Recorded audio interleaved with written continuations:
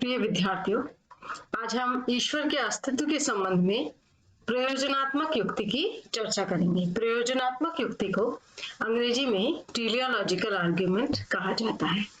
जो टेलियोलॉजिकल शब्द है, ये ग्रीक शब्द टीलॉस से निकला है और टेलॉस का अर्थ होता है प्रयोजन। हिंदी में भी जैसा कि नाम है प्रयोजनात्मक युक्ति, तो हम समझ सकते हैं कि यहाँ ईश्वर के अस्तित्व के संबंध में जो तर्क दिया जा रहा है या उसके अस्तित्व की जो पुष्टि की जा रही है, उसका आधार प्रयोजन है। प्रयोजन किसी भी व्यवस्था के संदर्भ में आता है। अब विश्व की जब हम वस्तुओं को देखते हैं तो प्रत्येक वस्तु जो है वो अपने उद्देश्य या प्रयोजन को प्रकट करती है।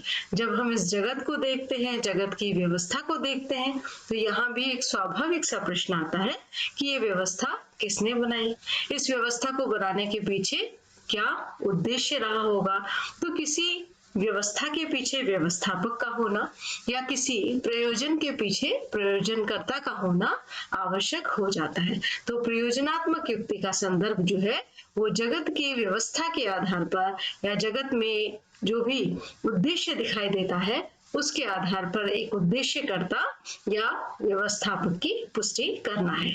अब प्रयोजन जो होता है वो आप जानते हैं कि जो भी कोई उद्देश्य रखेगा या जो भी कोई प्रयोजन रखेगा वो निश्चित रूप से एक महान बुद्धि संपन्न व्यक्तित्व होगा। जगत जो है वो बहुत जटिल व्यवस्था है, पर हम देखते हैं कि जगत में निर्जीव वस्तुओं में भी आपस में एक प्रकार का सामंजस्य है। हम अपने शरीर में भी देखते हैं कि चीजें जो है वो आपस में कैसे सामंजस्य में घटित होती हैं। जगत में हम देखते हैं सूर्य है, चंद्रमा है, ग्रहों नक्षत्रों की गतियां हैं, ऋतु परिवर्तन है, ये सब इतना व्यवस्थित रूप से होता है। वृक्ष है, फूलों फलों का बनना है। तो ये जो सारी संपन्न जगत में या प्रकृति में संपन्नता है, हम ये देखते हैं कि ऐसा जो ये व्यवस्था है ये ऐसे ही एकाएक संयोगवश उत्पन्न नहीं हो सकती। अवश्य ही जो ये प्राकृतिक मतलब व्यवस्था है और प्रकृति का जो एक समृद्ध स्वभाव और व्यवस्थित स्वभाव हमें देखने को मिलता है, इसके पीछे कोई ना कोई बुद्धि संपन्न व्यक्तित्व है। और ये बुद्धि संपन्न व्यक्ति, चूंकि विश्व जो है छोटी छोटी चीजों को बनाने के पीछे हम देखते हैं कोई ना कोई उन्हें बनाने वाला है, शिल्पकार है। तो यहाँ पर विश्व जैसी बड़ी व्यवस्था को बनाने वाला अवश्य ही महान बुद्धि वाला व्यक्तित्व है, और वो क्या है, वो ईश्वर है।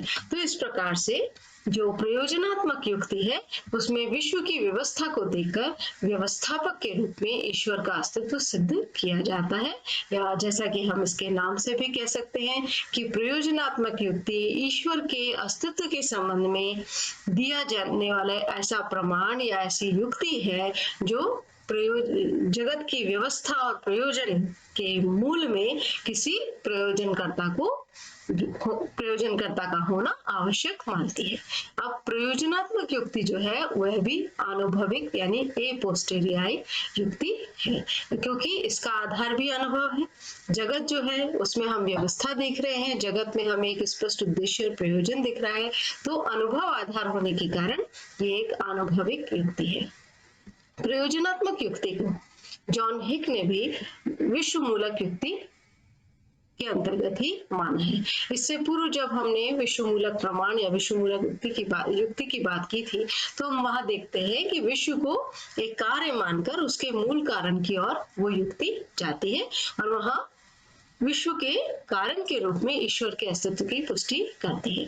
तो ये एक तरीका उसी का विस्तार है। यहाँ भी विश्व को देखा जा रहा है, पर विश्व के कारण के संदर्भ में नहीं देखा जा रहा है, बल्कि विश्व में प्रयोजन और व्यवस्था होने पर उसके प्रयोजनकर्ता या उद्देश्यकर्ता के रूप में ईश्वर के अस्तित्व की पुष्टि की जा रही है। तो जॉन हिक के अनुसार इसे भी विश्व मूलक युक्ति के अंतर्गत रखा जा सकता है, क्योंकि यहाँ पर जो अनुभव है, जो ईश्वर के अस्तित्व को सिद्ध करने का जो साक्ष्य दिया गया है वो विश्व है।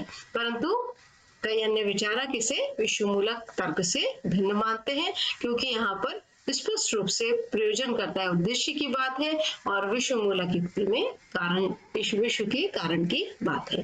तो इस रूप में प्रयोजनात्मक तर्क के संदर्भ में हम इस महत्वपूर्ण कथन की भी चर्चा कर सकते हैं कि प्रयोजनात्मक तर्क को विश्व मूलक तर्क का विस्तार क्यों कहा जाता है। प्रयोजनात्मक तर्क जो है ईश्वर के अस्तित्व के संबंध में वो विभिन्न दार्शनिकों ने दिया, जिसमें बेकन, प्लेटो और एक्विनास प्रमुख है। एक्विनास, सेंट थॉमस एक्विनास ने जो ईश्वर के अस्तित्व के संबंध में 5 तर्क दिए हैं, उसमें ये एक महत्वपूर्ण तर्क है, जिसमें वो जगत में उनका ये कहना है कि जब कहीं से तीर आता है तो निश्चित रूप से वो तीर किसी के द्वारा भेजा गया है। तो जगत में जो भी व्यवस्थाएं हैं ये किसी प्रयोजनकर्ता के माध्यम से ही आए हैं। तो बेकन, प्लेटो और एक्विनास ने इस प्रयोजनात्मक युक्ति को स्वीकार किया है। अब यदि हम इस प्रयोजनात्मक युक्ति की समीक्षा करें तो हम ये पाते हैं कि कई दृष्टियों से विचारकों ने इसकी आलोचना भी की है। जैसे ये कहा जाता है कि यह युक्ति ईश्वर के व्यक्तित्व को सीमित बनाती है। इमैनुअल कांट ने विश्वमूलक युक्ति की इमैनुअल कांट ने इस प्रयोजनात्मक युक्ति की जो है आलोचना की है। कांट का मानना है कि जैसे जब हम ये बात करते हैं, और जैसे कि एक दार्शनिक है, धर्म दार्शनिक पैली, उन्होंने कहा कि जैसे रेगिस्तान में हम घड़ी को देखते हैं तो ये कल्पना आती है कि इस घड़ी को बनाने वाला कौन है। अवश्य ही घड़ी यहाँ पर रखी गई है तो किसी उद्देश्य से रखी गई है। तो कांट जो है वो इस तरह के जो आर्गुमेंट है प्रयोजनात्मक युक्ति के, उसकी आलोचना करते हैं। वो कहते हैं कि ईश्वर जो है वो एक असीम व्यक्तित्व है, इस दृश्य जगत का विषय नहीं है। और जब हम दृश्य जगत के इस प्रकार के साम्यानुमान ईश्वर पर एक तरह से प्रक्षेपित कर देते हैं या थोप देते हैं, तो वहां हम ईश्वर के व्यक्तित्व को सीमित कर देते हैं। तो कांट जो है इस प्रयोजनात्मक युक्ति की आलोचना करते हैं। दूसरी प्रयोजनात्मक युक्ति की आलोचना विकासवाद के संदर्भ में की जाती है। ये माना जाता है कि जो प्रकृति है इसमें परिवर्तन हो रहा है और धीरे धीरे विकास हो रहा है। पर प्रयोजनात्मक युक्ति जब हम स्वीकार करते हैं ईश्वर के अस्तित्व के संबंध में, तो हम पहले ही मान लेते हैं कि इस जगत का कोई उद्देश्य है, और कहीं ना कहीं जगत में जो एक स्वाभाविक रूप से परिणमन हो रहा है, परिवर्तन हो रहा है या विकास हो रहा है निरंतर, उसकी जो है अस्वीकृति हो जाती है, क्योंकि पहले से ही उद्देश्यकर्ता ने उद्देश्य को शामिल कर दिया। तो इस प्रयोजनात्मक युक्ति की इसलिए भी आलोचना की जाती है कि ये विकासवाद के अनुकूल नहीं है।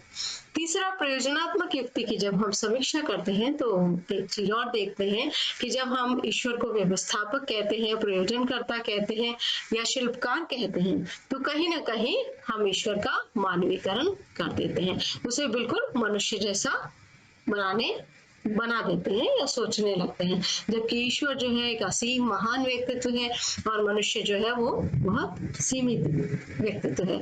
तो यहाँ पर ईश्वर का मानवीकरण करने का दोष भी प्रयोजनात्मक युक्ति पर आता है। और इसी संदर्भ में एक और तर्क आ जाता है कि यदि हम ये तर्क लें कि जगत का एक उद्देश्य और व्यवस्था है, क्योंकि जगत जो है वो इतना हमें व्यवस्थित समायोजित दिखाई देता है, तो यदि हम ईश्वर के संदर्भ में भी इस तर्क को लागू करें कि फिर उसे किसने उद्देश्य से रचा, यदि ईश्वर के अस्तित्व को हम इस रूप में एक प्रयोजनकर्ता या उद्देश्यकर्ता के रूप में रखें, तो वहां उद्देश्यकर्ता के को भी किसने रचा, तो इस तरह के तर्क भी आ जाते हैं। तो ऐसी आलोचनाएं भी इस युक्ति के संदर्भ में की जाती है। और जैसा कि हमने पूर्व में चर्चा किया कि इस युक्ति में जिस साम्यानुमान की, यानी शिल्पकार और उसकी कृति, ये जो साम्यानुमान है ये इस पर आधारित किया जाता है, ये दोषपूर्ण है। परंतु ऐसा नहीं है कि उक्त दोष है तो हम ये कहें कि प्रयोजनात्मक युक्ति जो है उसका किसी भी प्रकार से महत्व नहीं है। यदि हम इसकी समीक्षा करें तो हम पाते हैं कि प्रयोजनात्मक युक्ति जो है वो इस जगत में ईश्वर को उद्देश्यकर्ता के रूप में स्थापित करती है।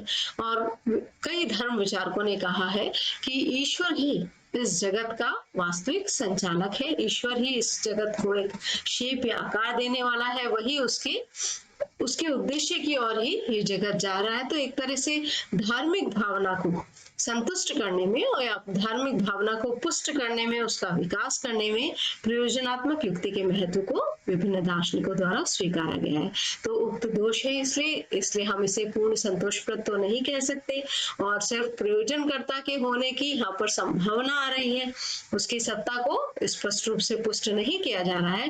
परंतु प्रयोजनात्मक युक्ति के पक्ष में कहा जा सकता है कि यह युक्ति धार्मिक भावना के विकास में सहायक है और ईश्वर को जो है एक सर्वोच्च नियामक संस्था के रूप में ये देखती है। वो आपके परीक्षा की दृष्टि से आपको अभ्यास प्रश्न दिया जा रहा है। ईश्वर के अस्तित्व संबंधी प्रयोजनात्मक युक्ति को समझाइए। इसका आप अभ्यास कीजिएगा। धन्यवाद।